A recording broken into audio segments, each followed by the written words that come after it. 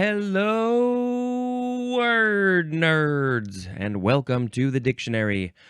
I am Spencer, your host. This is episode F128. I have to enunciate my words. I am not doing my mouth and vocal warm-ups before this. I really should be doing that. Let's get into it. The first word in this episode is the third form of the word fleet, F-L-E-E-T. It is an adjective from circa 1529. Number 1, swift in motion. The synonym is nimble. So just fast, swift. Maybe if you're doing obstacles, you can jump around the obstacles really well. So you are nimble. You are fleet. Maybe you have fleet feet, which I think is that's a shoe store, at least in the Chicago area. There are probably other places too. Fleet. Number 2, the synonym is fleeting. We're going to see fleeting in a little bit. A synonym is the word fast. Fleetly is an adverb, and fleetness is a noun. So what? They ran fleetly. They are fleet because they are fast. Those feet are fleet. I don't know how much this is getting used. I really don't. Let's see. Anything else? Nope, that's it for fleet. Although I guess, let's see. Why? Oh, well, there was swiftly. To fly swiftly. That's the number 3 definition for the first form of fleet. So I guess that's where it's coming from. Fast. Oh, let's make a sound effect and go. Brrr. It's just a random sound. Now we have fleet admiral. 2 words, noun from 1942. This is an admiral of the highest rank in the Navy whose insignia is 5 stars. 5 stars on Letterbox. The fleet admiral got 5 stars. And of course, I assume that they are in charge of a fleet of boats because they're in the Navy. In the Navy. Brrr. Fleet-footed. 2 words with a hyphen. Adjective from circa 1743. This is able to run fast. Fleet-footed. I have not been doing so much running. I think I am a better sprinter than a marathoner. I can run fast for short distances. How fast? I don't know. I don't know if I'm average fast, slow fast, fast. I don't know. I'd like to think I'm fast, but I don't really run so much, so I don't know. Fleet-footed. Yep, your feet are fleet because they're fast. Brrr. Next is fleeting. Adjective from 1563. Passing swiftly. The synonym is transitory. Another synonym is transient. So just coming and going fast, I guess. Fleeting. Oh, it's here and it's gone. Each of these episodes are fleeting. They come and go in 30 to 45 minutes. Fleetingly is an adverb, and fleetingness is a noun. What else could be fleeting? Maybe, of course, my brain has to go to farts because why not? And so maybe they're fleeting. Oh, they just come and they go. But some of them, they linger. They linger around for a very long time. Life feels like it's fleeting, but it's a lot longer than fleeting, I think. I don't know. I feel like there's more to say about fleeting, but I don't have time. Time is fleeting. Brrr. Next is Fleet Street. 2 words. The first letters are capitalized. Noun from 1882. It's the London Press. just the London press? Is this all of the media, the newspapers and magazines from London? Is it a specific one? Fleet Streeter is a noun, and of course we have some etymology. It would be too confusing if we didn't. This is from Fleet Street in London, England, which is the center of the London newspaper district. And I would assume, this book isn't terribly old. I assume it's still the center of the London newspaper district. Fleet Street, going down to Fleet Street, getting my newspapers. Fleet Street. Next we have flamin'. This is spelled F-L-E-H-M-E-N. It looks like flehmen. Flehmen. That's how a lot of us feel about men in general. This is a noun from 1976. Remember, it's pronounced flamin'. This is a mammalian behavior in which the animal inhales with the mouth open and upper lip curled to facilitate exposure to the vomeronasal organ to a scent or pheromone. Whoa, there's a word for this thing that these things are doing. What are these things that we're talking about? Examples are horses or cats and probably many other animals. They inhale with the mouth open, and the upper lip is curled to facilitate exposure to an organ in the nose, I think. And they're trying to smell a scent or a pheromone. So what do they go? Is that the flamin' action? The flamin' behavior? That's gross. This is a German word from flamen of animals, to curl the upper lip. That's what it means, to curl the upper lip. In German is flamen. In animals specifically, I don't think the action of curling the upper lip in humans is called flamen. I also don't exactly know how the Germans pronounce it. Would they say flamen? I don't know. Flamen is also an intransitive verb. Oh, look at my cat. She's so cute when she's flamening, I guess. Yeah, I'm going to have to keep an eye out for this action. This is very interesting. This is why we're here for the dictionary. This is why we're doing this, because we're learning about these very weird, unique, rare words that exist, and nobody knows. Nobody knows. I don't know, at least. Hey, what's another word I don't know? Brrr. It's fleishik. F-L-E-I-S-H-I-G. Fleishik. Adjective from 1943.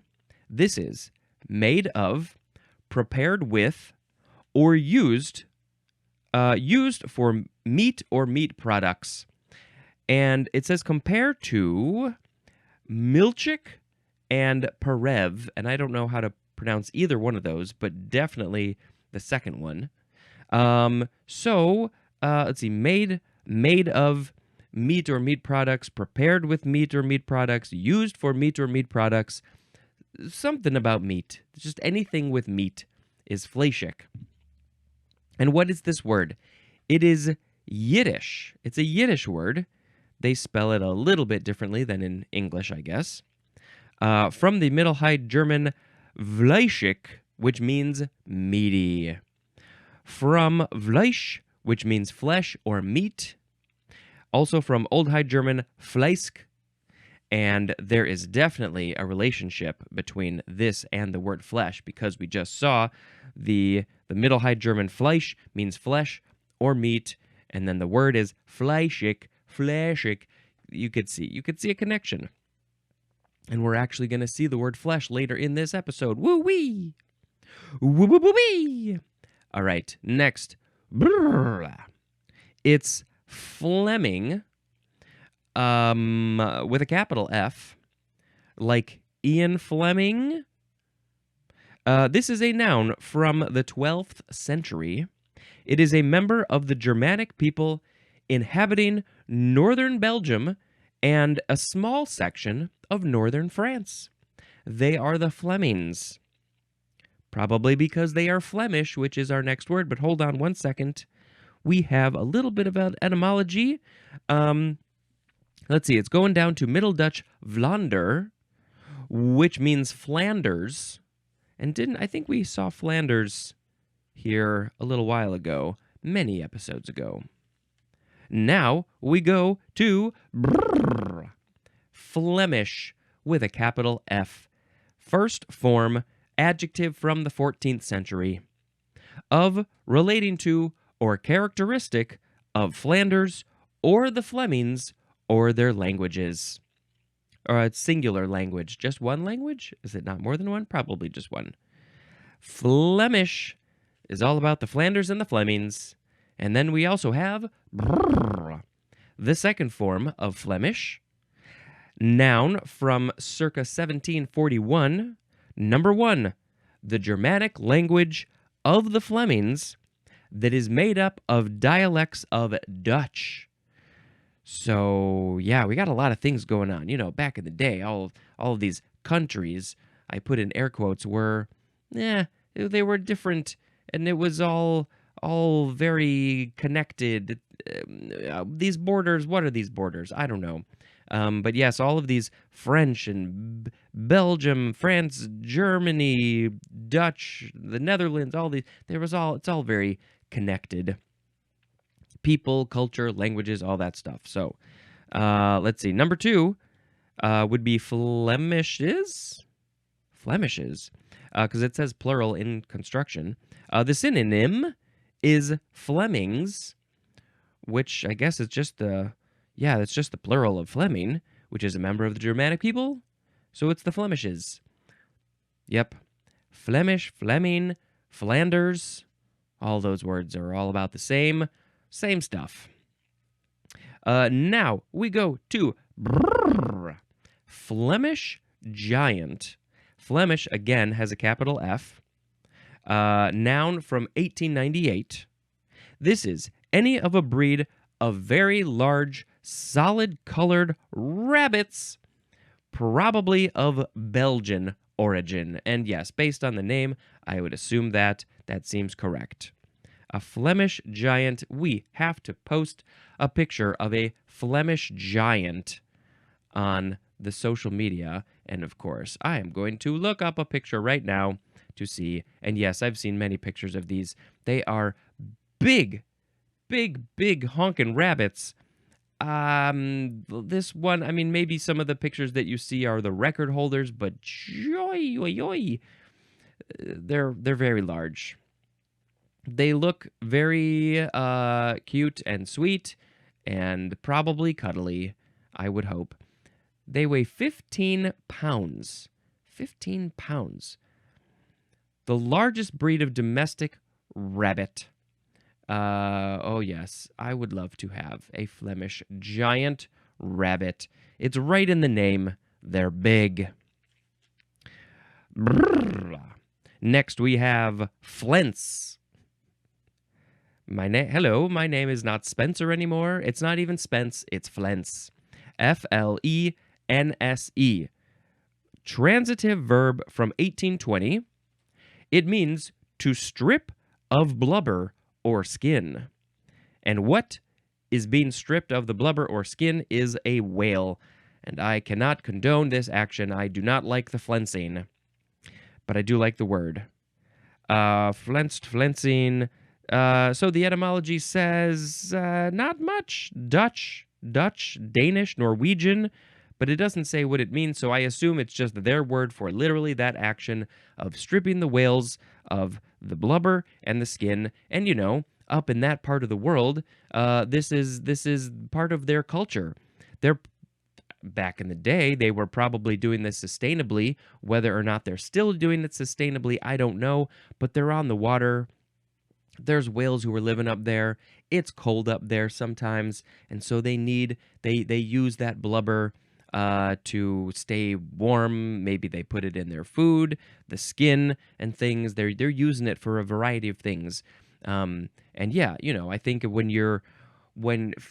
culturally, when you're doing this as part of your culture, your society, in a sustainable way, and you're not doing it capitalistically just to make a ton of money, and you're just doing it to survive, that's a lot better than the capitalistic way.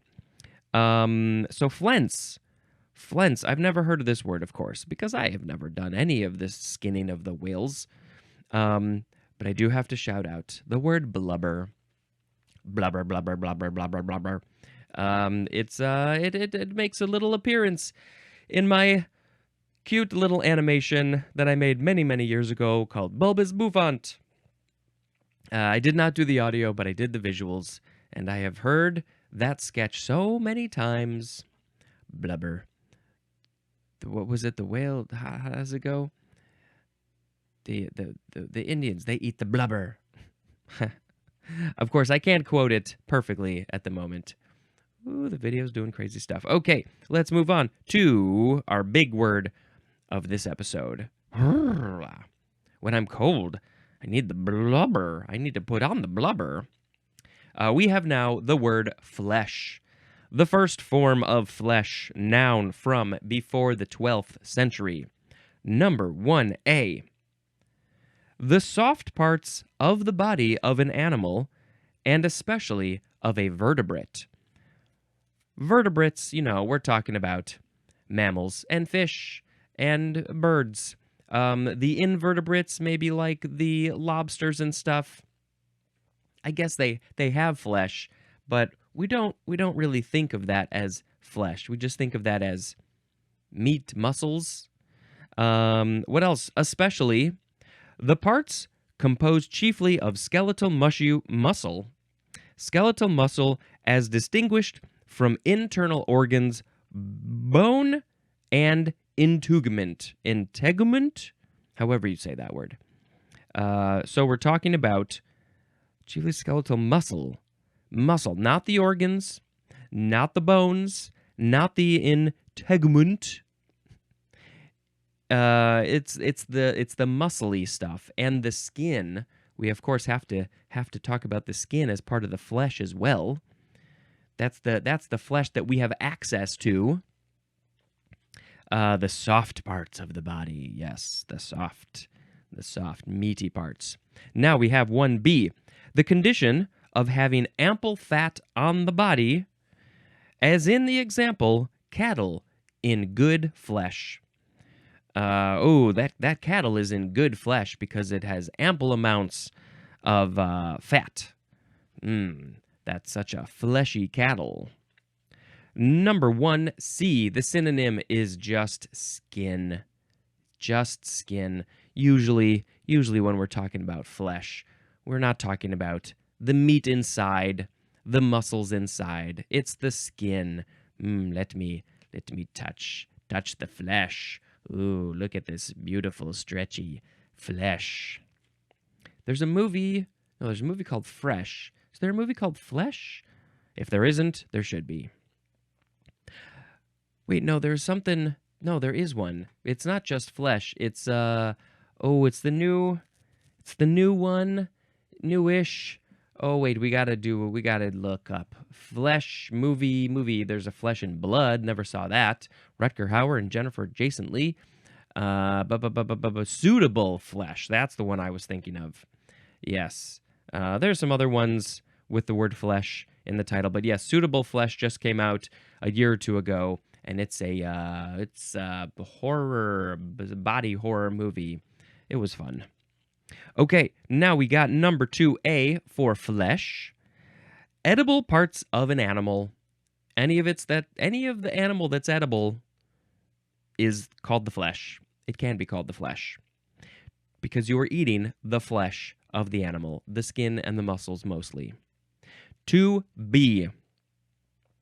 Flesh of a mammal or fowl eaten as food. It's their flesh. They would like to keep their flesh. They use it to do things. 3A. The physical nature of human beings, as in, the spirit indeed is willing, but the flesh is weak. The spirit indeed is willing, so the spirit is willing, but the flesh is weak.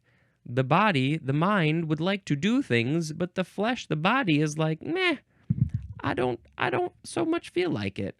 I would like to sit and take a nap. So yes, it's just the general idea of the physical nature of the human being. We just say, oh, the flesh, the whole body thing.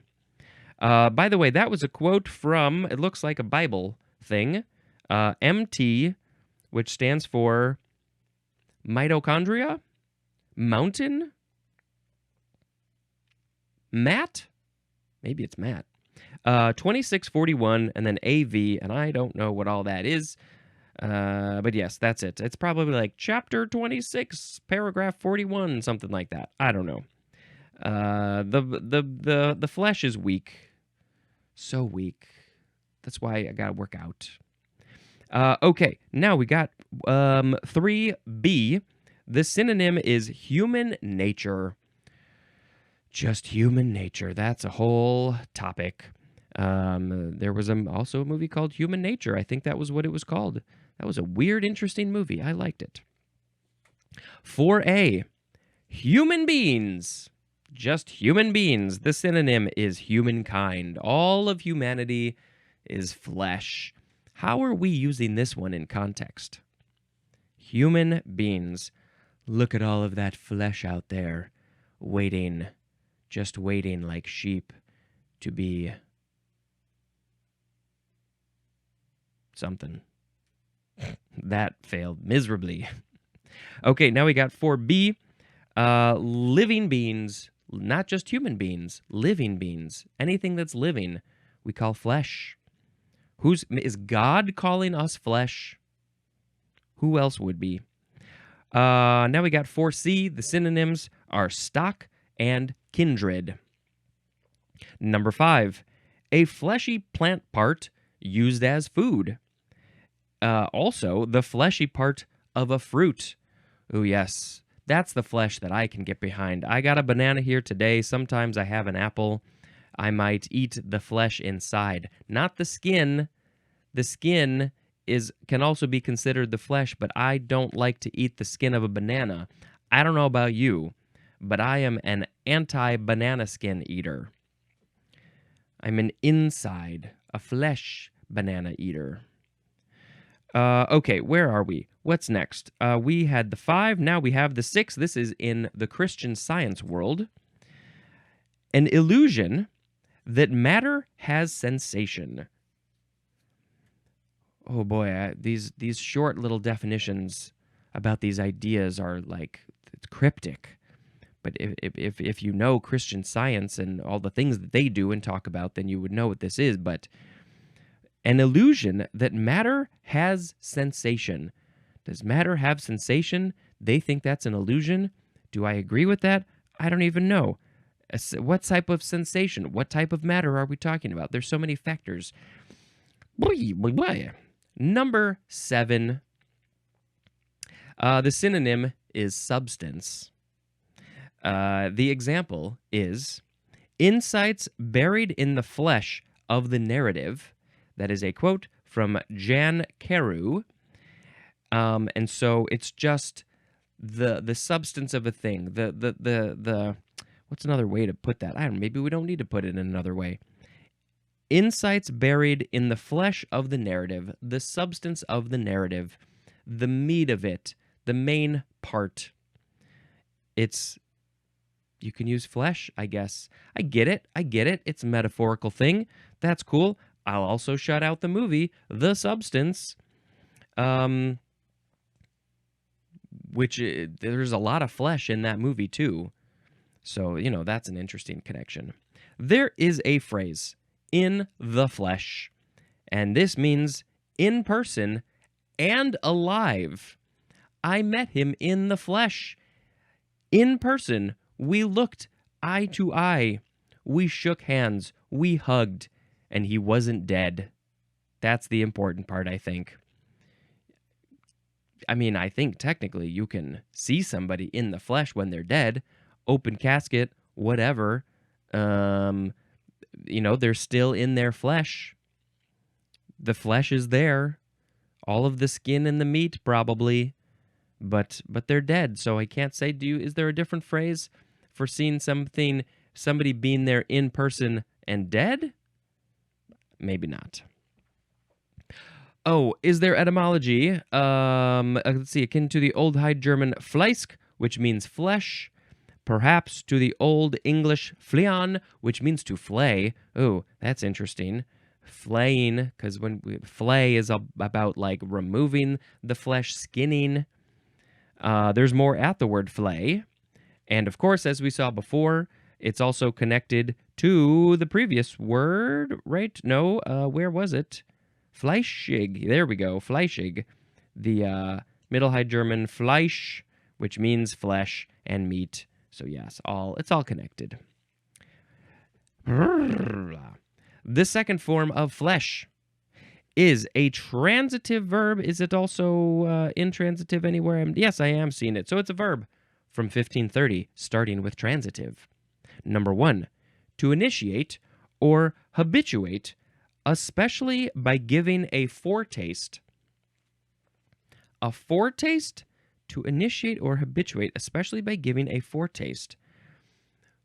This is a context I don't know. I don't understand this. I'm sure that it's not terribly difficult to figure out, but if I knew what a foretaste was, is this like you're tasting something for somebody else before they eat it? I guess we don't have to wait a very long time to get to foretaste, but it's to initiate or habituate. Maybe is this a training thing? Training an animal, maybe?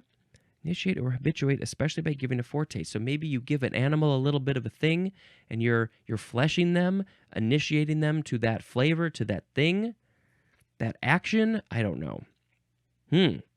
All right, can't wait to get to foretaste. Number 2, this is archaic. The synonym is gratify. Ooh, that's interesting. I mean, I assume that this is probably a sexual thing. Doesn't have to be, but it seems like it would be. Gratify, because you're usually using your flesh in a sexual situation. Number 3A, to clothe or cover with, or as if with, flesh. But broadly, to give substance to. Interesting. This is usually used with the word out, as in flesh out a plan. So that example is more about the broadly part of the definition, giving substance to. Let's flesh it out. We got an idea. I have tons and tons and tons of ideas for movies, but they're so tiny. It's just like, hey, a movie about this thing. They need to be fleshed out. Is it flushed out or fleshed out? It seems like it's fleshed out because you're giving substance to it. What is that substance? It's meat. It's muscle. It's maybe got some skin, but it needs muscle. It needs to be filled out, expanded. But let's go back to the main definition, which was to clothe or cover with or as if with flesh. So putting on flesh. I'm leaving the house today. I must flesh myself. I need to put on my flesh. At first I was thinking you are putting, the flesh of somebody else on you as a jacket. Putting on my flesh jacket, zip it up. But also, it's just a weird idea of somebody who does not have flesh on when they get up in the morning and getting ready for the day. They have to get in their flesh suit. Ooh, stretch it on. I'm sure somebody made some weird animation about that at some point in time.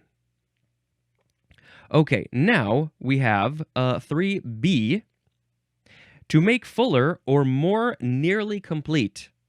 This is also used with the word out, as in museums fleshing out their collections with borrowed works.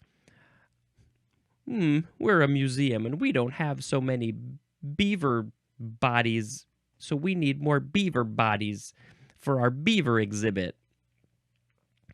Let's see. Anything else about that one? Very similar to 3A, expanding on a thing. How is this different? To make fuller, more nearly complete, compared to give substance to. Yeah, I guess give substance to is just like, we don't know what the final product is. We're just putting more stuff into it. But then the second one, 3B, to make fuller or more nearly complete. Maybe it's like, yeah, I don't know. They're very similar. I don't need to delve into that. Number 4, to free from flesh. To free from flesh? Ugh, that's hard to say. What do you mean exactly by freeing from flesh? Interesting. We have intransitive here, which is to become fleshy. This is often used with the words up or out. Flesh up, flesh out. I guess if you're packing on the pounds, you are fleshing out. You are becoming more fleshy. There's more flesh to you. Mostly, muscle or fat or both. Can you expand your skin? Can you flesh out your skin, just your skin? No. The skin gets fleshed out when there's stuff underneath being added to it. Okay, well, I think that is it for flesh, except a few more words. Wow, we actually have a lot of flesh words in the next episode, too. I don't really know what else I want to say about flesh. Maybe there's nothing. Brrr. We have a phrase. Well, it's an entry, flesh and blood. This is a noun from before the 12th century. Number 1, corporeal nature as composed of flesh and of blood. Corporeal nature, we're talking about just like a physical body, the being, right? Corporeal nature as composed of flesh and blood. The body is composed of the flesh and blood, so it's flesh and blood. Number 2, near kindred. This is used chiefly in the phrase one's own flesh and blood. The relatives, the blood relatives. Parents, children, aunts, uncles, cousins, grandparents, nieces and nephews, regular nieces and nephews. What's the non-gendered word for niece and nephew? I think I've looked this up before. I don't know if it exists, but we need one if it doesn't. My own flesh and blood. They're my favorite people, my own flesh and blood. I keep them around in case I need organs. Number 3 for flesh and blood, the synonyms are substance and reality. Just any substance, any reality is flesh and blood because it's real and physical. All right, that's that one. Now we're going to go to one more word for this episode. It's fleshed. Fleshed. Adjective from the 15th century. When I get up in the morning, I am unfleshed, and then I put on my skin. I put on my flesh, and I have become fleshed. What is it for real? It means having flesh, especially of a specified kind. What specified kind might it be? Well, this is often used in combination, as in the examples, pink-fleshed and also thick-fleshed. Yes, you can talk about your flesh in terms of color, and you can talk about your flesh in terms of its thickness, its what? I don't know. There are probably other ways. Dry-fleshed, soft-fleshed, oily-fleshed. What other examples can you think of? What other specified kinds of flesh can you think of? I guess I would be called pink-fleshed. I am a white man, and all shades of flesh are in the orange hue of colors. Very light orange, very dark orange, everywhere in between. You wouldn't necessarily think of it, but when you look at the color on like a circle spectrum, they're all in that sort of orange warm region. So pink is close, but it's not accurate. It's much better than blue. That's true. Okay, anything else? What makes you thick-fleshed? There are animals that are thick-fleshed. I don't know if maybe I'm kind of thick-fleshed. I don't know. What do you think? All right, let's pick a word of the episode. Today we had fleet, fleet admiral, fleet-footed, fleeting, fleet street, flamin', flashic, Fleming, Flemish, Flemish, Flemish giant, flence, flesh, flesh, flesh and blood, fleshed. Okay, well, let's see. Let's do a quick look back at some of these. Nope, not gonna pick the one about stripping the whale of blubber. Not gonna pick the one about meat. The mouth lip curl action is kind of interesting. Flamin'. I don't know. I'm tempted to pick Flemish giant, but I'll put that on social media. I don't know. Maybe just the phrase, just because it's kind of fun. Flesh and blood. Flesh and blood, flesh and blood. Everywhere I look, I see flesh and blood. Flesh and blood. Seems like it should be a very heavy metal song. Flesh and blood. Now, let's mention a movie that I watched. It is the last movie on my list of movies to talk about, and so you shall not get any more from me until I watch another one. We watched The Royal Tenenbaums because Gene Hackman passed away recently in a very terrible, weird situation. Supposedly, him and his wife and his dog all died. They were found dead at their house. This is a very sad thing to talk about. It seems like it would make sense that they died of carbon monoxide poisoning, but I think they said that there was no evidence of that. Also, he had a pacemaker, and based on the information in the pacemaker, they said that he had likely passed away 9 days before they were found. So what happened? What happened? Anyway, we thought we should watch a Gene Hackman movie, and so we looked at a whole bunch of them, and many of them were a little serious than we wanted, so we decided to rewatch The Royal Tenenbaums. I think this might have been only my second time watching this movie. It's very good and silly, and came out 24 years ago, I think. I don't think I've seen it since then. But it's fun and weird. And if you haven't seen it, maybe you should see it. Unless you really don't like Wes Anderson, which I know some people don't, then maybe it's not for you, because it's pretty Wes Anderson-y. All right, that's it for this episode. Thank you so much for checking out this show.